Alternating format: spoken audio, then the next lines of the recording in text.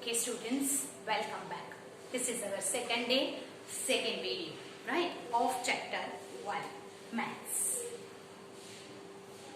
Okay, now first chapter में हमने last time देखा था what about the natural number, whole number and rational number. Today we will see about the irrational number. So first of all, I remember you that is what is called the rational number. The rational number is what we can write it in the form of P upon Q. But some numbers are there that we cannot write it in the P upon Q form. And if you are not able to write the number in a P upon Q form, then it is called the irrational numbers. So here, irrational numbers. Now what is irrational number? The numbers which can not be right in P upon Q form is called irrational numbers. अब आपको लगता होगा कि ऐसे कौन से number है जिसे हम P upon Q में फॉर्म में नहीं लिख सकते? Yes, there are some numbers which we cannot write in the P upon Q form. क्योंकि जब उसका हम डेसिमल एक्सपांशन करते हैं तो वो इनफाइनाइट तक चलता ही रहता है.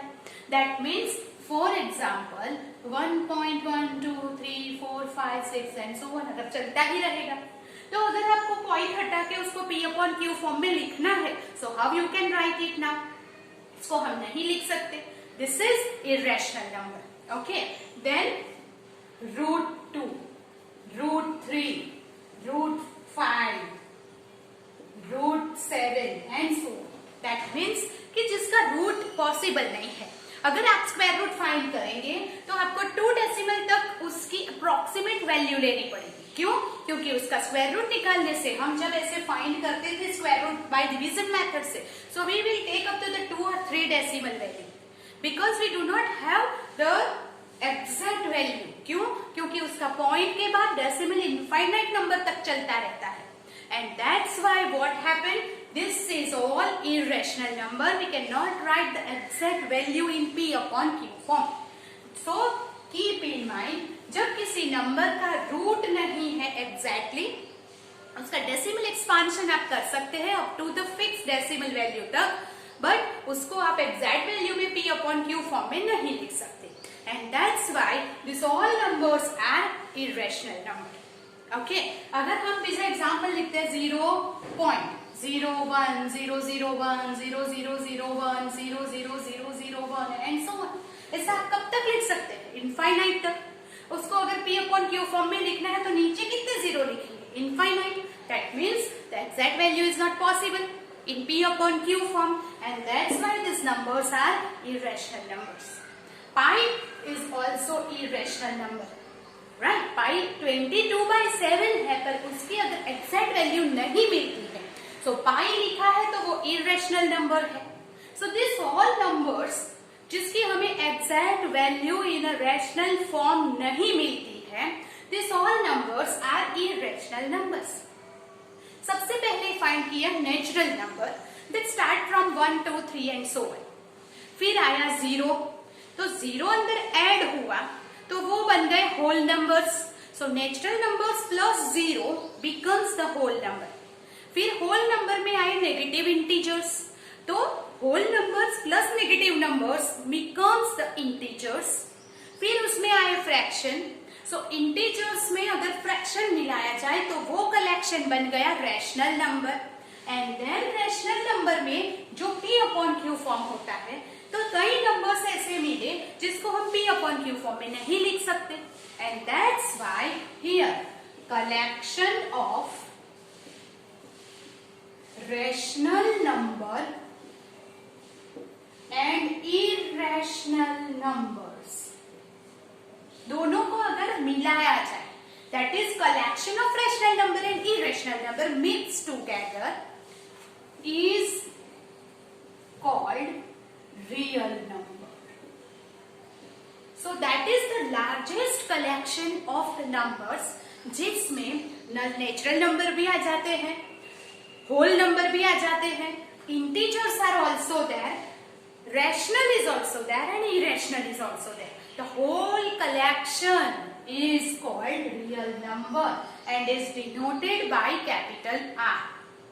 So हमारा सबसे पहला कलेक्शन था नेचुरल नंबर का, उसके बाद आया होल नंबर, उसके बाद आया set of integers, collection of integer, then उसके बाद आया रैशनल नंबर का set, collection of rational number is Q, and then irrational number is I, collection of irrational numbers को हम बोलेंगे I, and सब को मिला के लास्ट में जो आया collection of rational and irrational number, that is R.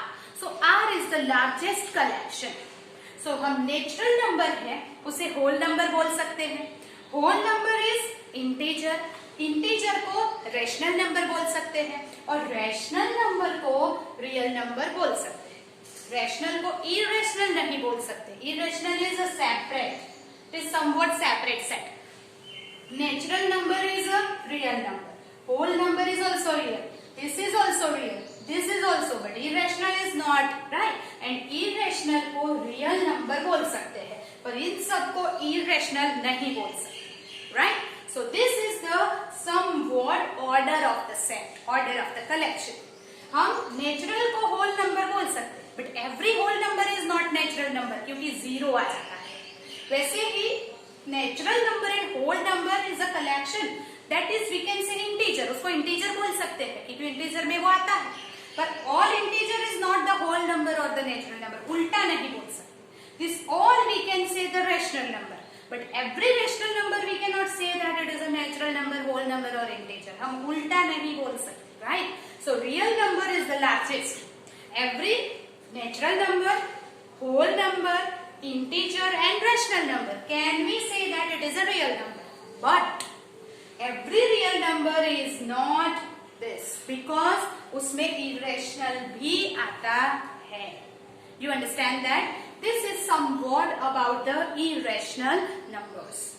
Now, we have learned about the number line. Now, अगर कोई नंबर है 1, 2, 3, 4 so on and you want to represent it on the number line, then it is easier. आपको पता है that how to represent the numbers on the number line. Suppose अगर आपको whole number, integer, natural number बताना है number line के ऊपर, you can show it easily, represent it easily. If you want to represent the rational number that is fraction, so you can write here it is 1/2, here it is 3/2 and so on. आप fraction को भी बता सकते हो. Decimal fraction है, suppose कि यहाँ पे है 2.5. This all you know how to represent it on the number line. But now the new thing is that is irrational number. So how to represent this irrational number on the number line, that is our today's topic. So now you want to represent irrational number on the number line. So now our new topic is represent irrational number on number line. Now irrational number को अगर करना है, first irrational number है √2. Now there is a definite method to represent the √2 on the number line because we don't know the exact value of √2. So उसको कैसे करना है? So here is our number line. This number line पे यहाँ पे हमने ले लिया 0, that is the point O, वो है 0. Now O से हम ले लेंगे, यहाँ पे आप लिख दीजिए 3 centimetre is equal to 1 unit. 3 centimetre 1 unit है. देन 3 सेंटीमीटर यहाँ से मेजर करके आप ले लेंगे पॉइंट A. कितने डिस्टेंस पर? 3 सेंटीमीटर के डिस्टेंस पर. So this is 3 centimetre. 3 centimetre के डिस्टेंस पे लिया है. You will write 1 unit. 1 unit मतलब कितना लिया? 3 centimetre. That keep in mind. अब यहां से आप परपेंडिकुलर ड्रॉ करेंगे A डैश. नाम दिया A डैश. यहाँ पे परपेंडिकुलर है मतलब 90 डिग्री का एंगल है, दैट इज ए डैश, और उसकी लेंथ हो गई 1 यूनिट। 1 यूनिट मतलब व्हाट, 3 सेंटीमीटर। इतना आपने किया।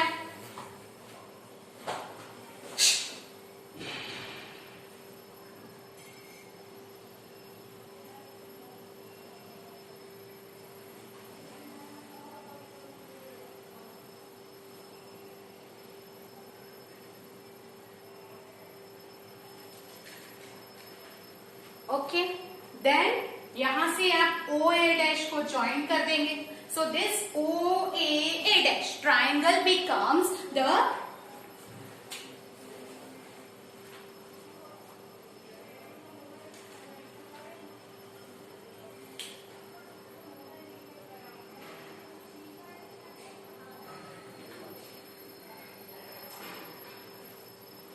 Okay, so it becomes the right angle triangle. आपने इतना कर दिया है, right? Okay, so first of all on the number line we have taken point O that represents 0. From 0 3 centimetre distance पे लिया point A. It is 1 unit. Then A से perpendicular draw किया, that is here 1 unit. Then OA dash को join कर दिया। Okay, now triangle OAA dash is right angled triangle. अगर वो right angle triangle है तो by Pythagoras theorem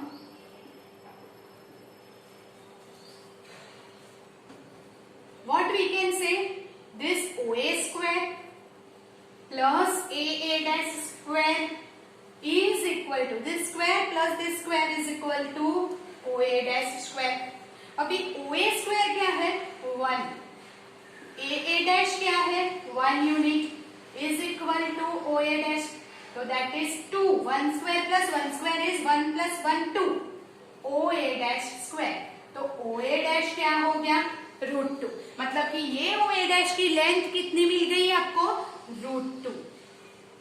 okay, now you will take a rounder, उसके ऊपर यहाँ पे राउंडर रख के you will draw here. Okay, यहाँ से राउंडर आपको रखना कहाँ है, एट पॉइंट O। उसका रेडियस कितना लेना है, √2, एंड वहां से आप ड्रॉ करेंगे लाइक दिस। कैसे, ऐसे। कितना रेडियस लिया है, यहाँ तक था। यू अंडरस्टैंड दैट, यहाँ से इतना रेडियस लेके फिर पॉइंट यहाँ पे रख के you will draw an arc. जो आर्क है B के ऊपर